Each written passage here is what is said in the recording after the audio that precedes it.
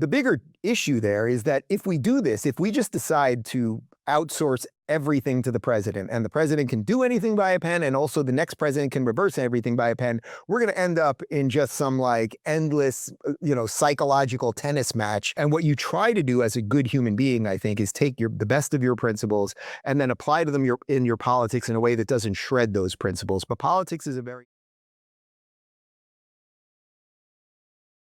Let's move on to discussing executive orders and Trump's use of them. What do you see as the function of executive orders with regards to the separation of powers between the executive, the judicial, and the legislative? And when should they be employed? Yeah, if we, if we do a quick civics 101, we have three branches of government. The legislature writes the laws. The president's supposed to sign them into law. The judicial makes sure that they're legal. That's the basic idea of three branches of government and checks and balances, right? You can go back for however long I've been on Twitter, probably 12 years, if not more. It feels like a lifetime. And, largely I'm very against executive actions. And I would say very vocal about that for many, many years. And then what happens is presidents do them. That's just how it's done. So Trump came in. I mean, we don't even have to go to Obama or Bush before him. They all do tons of them. But if you remember, Trump came in, did a bunch of executive actions as it pertained to the border. It did largely close our border. Then he tried to get a bipartisan border deal passed. The Democrats wouldn't work with him on that. Chuck Schumer made it very clear we're not going to give this guy literally an inch of wall or anything else. So he did a bunch of things that, largely stopped some level of illegal immigration into the country. And then the day Joe Biden became president, he reversed, I think it was 67. I have no doubt that you guys will fact check me, executive actions on the border. And then we had 4 years of an open border where thousands and thousands, well, literally millions of people came in, and we have no idea where they are, what their intentions are, or anything else. Then Trump comes in just 2 months ago, and he puts all of those orders back and adds a couple more.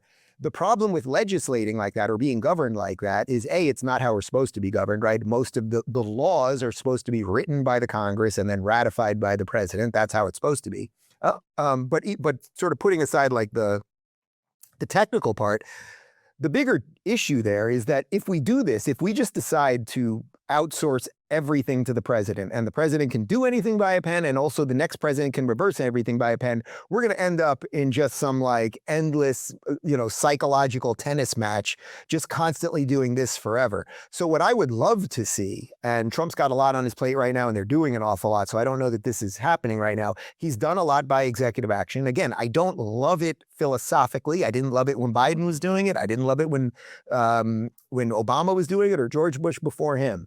But this is how they do it. So putting aside whether we like it or not, this is how it's being done. What I would love to see Trump do is start actually trying to get some of these things passed in the proper channels. So go to the House, talk to the congressmen, talk to the senators, and try to get some bills passed. Unfortunately, Congress, if you think the presidency and executive actions are kind of like abused and corrupt or something like that, I mean, Congress and the Senate is significantly worse. Mm-hmm. Well, thank you for being honest and highlighting elements where you maybe divert from the Trump administration and you think that perhaps philosophically it's best not to. So if you were speaking to Trump, would you recommend that he use less executive orders, given that even though it's also been done by Democrats and people you disagree with more, from a point of view of democratic process, it's problematic, at least to some degree?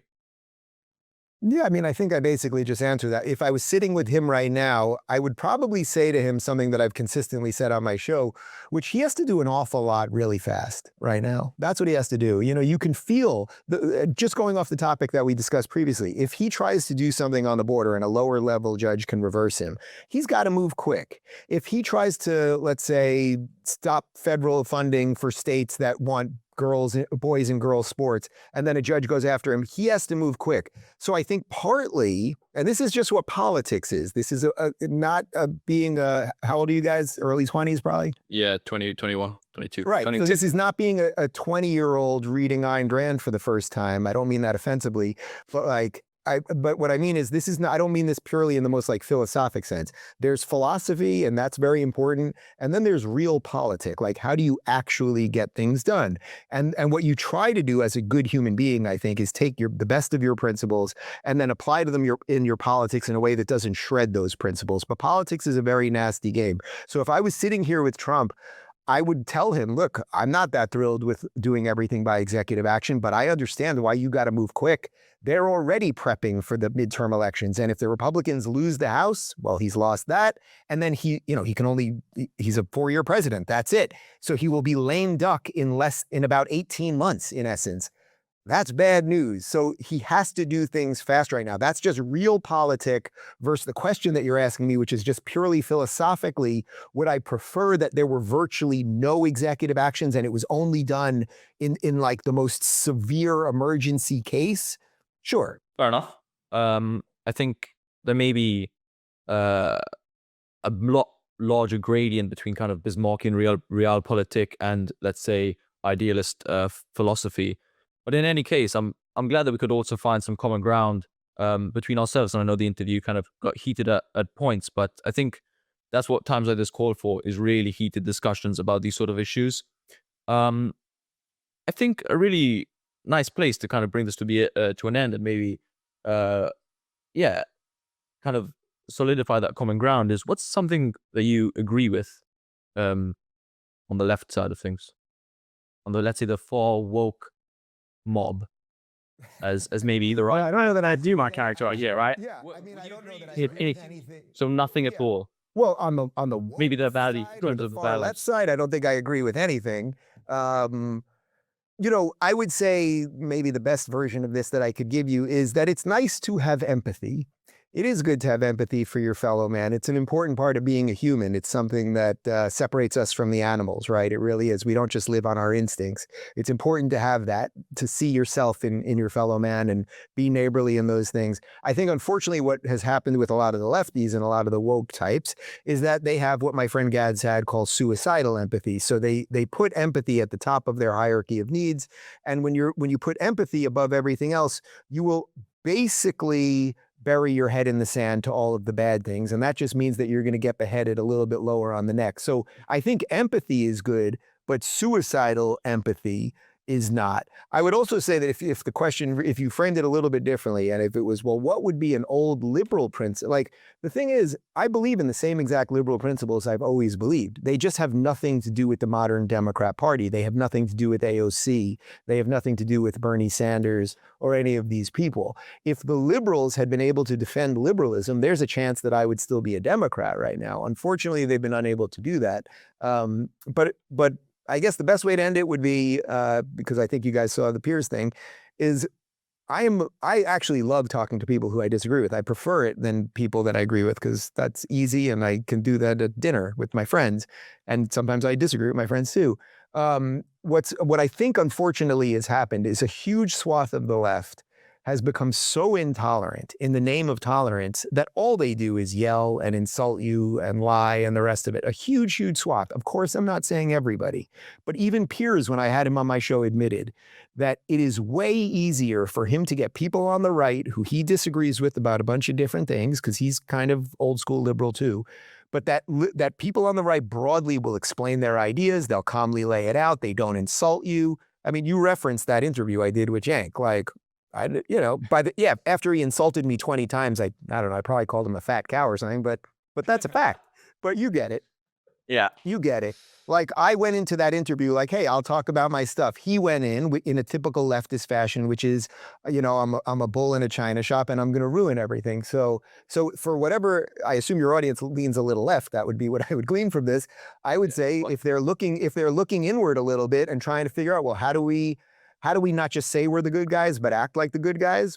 I would say it's probably with a little more actual empathy as opposed to faux empathy. Okay, thank you. Let's, if you don't mind, we'll fire that back, just for the sake of being open-minded. What are one or two things which you think are significantly wrong with the overriding discourse on the right, or the way that the right are doing things?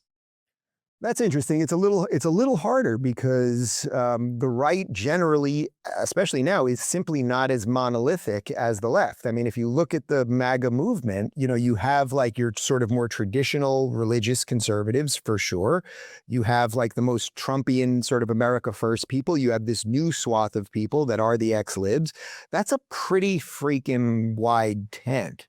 I would say that there is some little, like, it feels like an X thing mostly, like a little bit of identity politics growing on the right that I'm a bit concerned about, that I think is worth noting. Would you be more specific, if you don't mind? Can you be more specific? Well, there's just like a certain set of people that no matter what happens, it's basically, oh, the Jews. Like, I think that there's like some, which is ironically, I mean, that's the horseshoe theory, right? Like that's if you take identity politics to its end game, you're going to basically end up on the same spot, whether you're right or left. And at the end of most conspiracy theories, which unfortunately are just conspiracy theories, the easiest thing to do is be like, it's the Jews.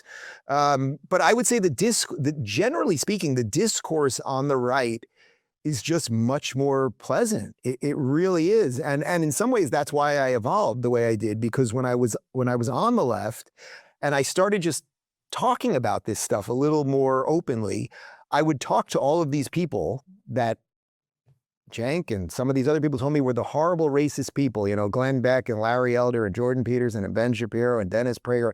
And then I'd sit down with them and I'd be like, boy, you know, I disagree with them on the death penalty or abortion, some of them even on gay marriage, important things, but they were nice and they were generous of spirit and kind and everything else. And I get virtually none of that from anyone on the left. So it's not exactly like the asymmetry there is a little strange. Thank you, Dave. Thanks for joining us for this interview. Do you have any closing thoughts for our audience? Are you guys in Oxford? Right now we're in London, but yeah, I just graduated from Oxford University, and Ollie's going to do his final exams in about 2 months. There's no need to talk about it, but yeah, they're coming up soon. Very nice, very nice. Well, I just did an Oxford Union debate. It was my second time speaking at Oxford. I had spoken at Oxford about 5 years ago, but that wasn't a debate, just a talk that I gave. And then we actually turned it into a kind of lively debate with the students. But I just did my Oxford debate about a month ago. It should be up on YouTube anytime soon. It was should we cancel culture? And I'm happy to say that I took the free speech side and I did win at Oxford. So that was nice. Nice. Well, Dave Rubin, thanks for joining us today. This has been Critical Edge. My pleasure, guys.